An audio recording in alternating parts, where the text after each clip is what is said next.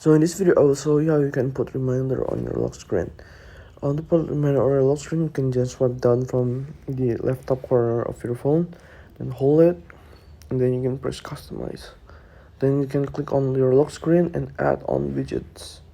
And there you go, that you have this. You can put this thing, that the reminder thingy.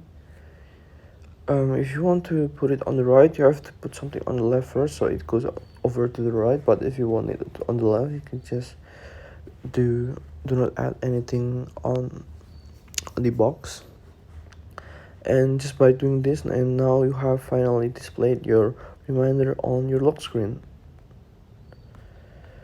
Unfortunately, there's only one widget right now available from Apple, so you have to make do with this. So this is how you can add reminder on your lock screen. So what goes over here is what you put over here. So for example, if I put something like it at me,